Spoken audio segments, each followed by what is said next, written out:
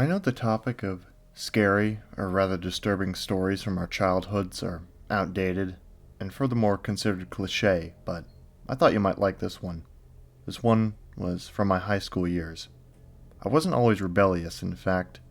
I was a good kid. I wasn't what you would call an angel of a child or anything, but I was still keeping up appearances, had good grades, was disciplined enough, and I had pretty well developed manners. I hung out with this delinquent, Cody. He was an asshole, the biggest one you'll ever meet. Nobody really liked him, but he was wealthy, and while his parents were away, he would throw huge parties that half the 10th grade students from my high school would go to. I was always invited to these, but he always started the parties late at night, around midnight. His last party did, at least, which meant my parents wouldn't let me go, so I didn't even bother asking. I knew it wasn't my nature, and now that I look back, it was a really stupid choice, but I decided I would sneak out. My dad stayed up till 11 every night and never emerged from his bedroom until the following morning, and my mom always slept till noon, using beauty sleep as an excuse. Time came. It was the night of the party. It was about 11:30 and my dad had already stumbled into his bedroom and proceeded to snore loudly. I slowly twisted the handle of my door to reveal the inky blackness of the hallways. Now would be the perfect time to escape. If not now, never. He lived pretty far away. It would take at least an hour to get there by foot. I softly closed my door and lightly paced towards our sliding glass door. I opened it slowly.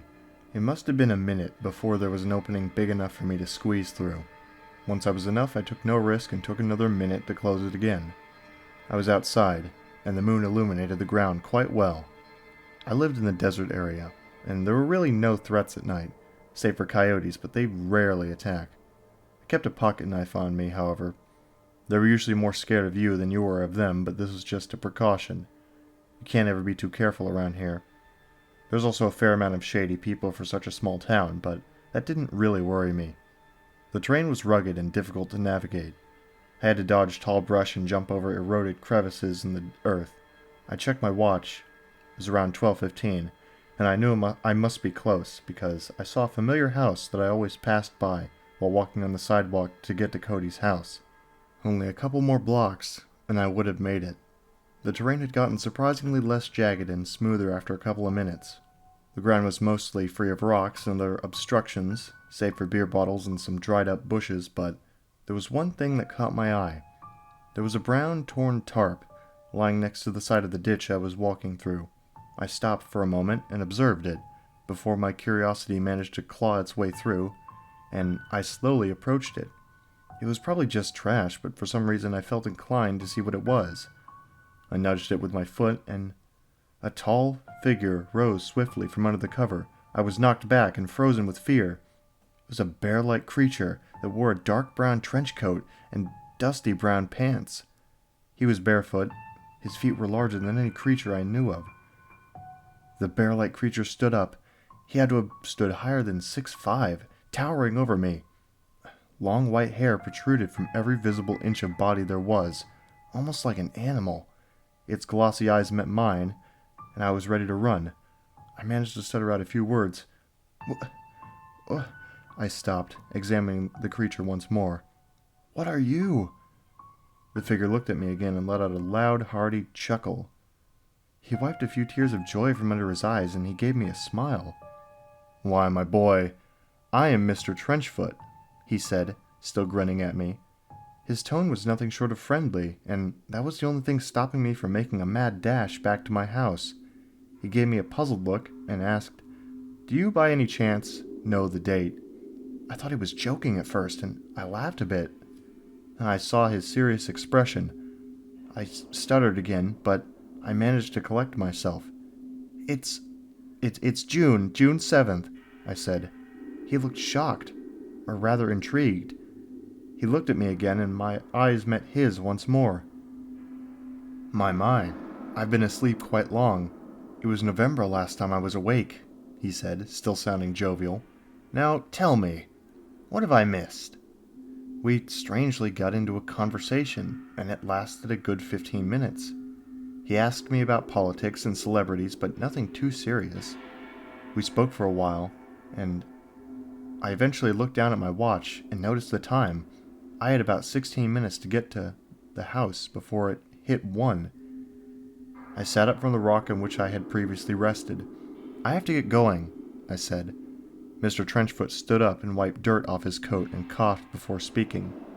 He walked towards a storm drain that seemed to lead into blackness. "Follow me," he said, entering it. "I need to show you something." His voice was all too friendly and inviting. He crawled further into the pipe, and soon he was enveloped in darkness. I dared not enter and stood there for a while.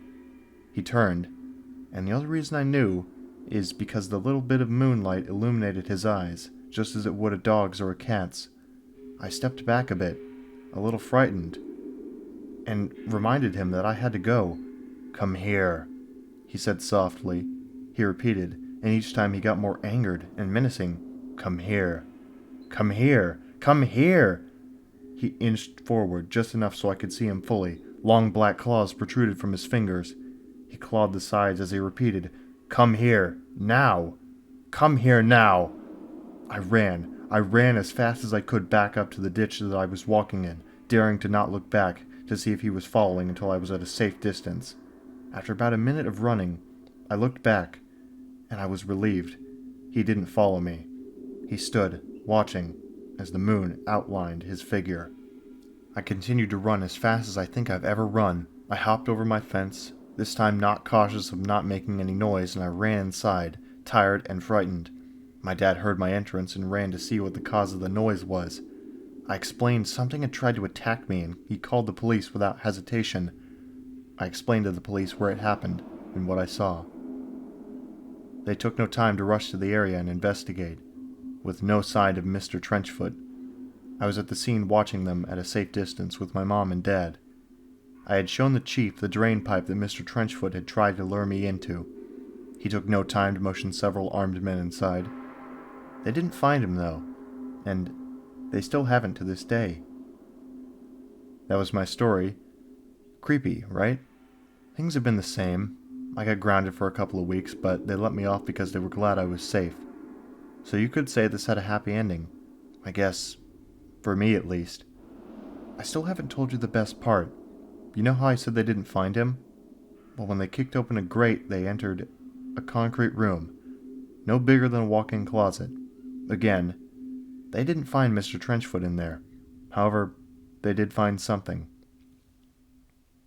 They found Mr. Trenchfoot's tarp in there, still dusty as ever. There was no sign of him, or any life for that matter. But there was another thing in the room.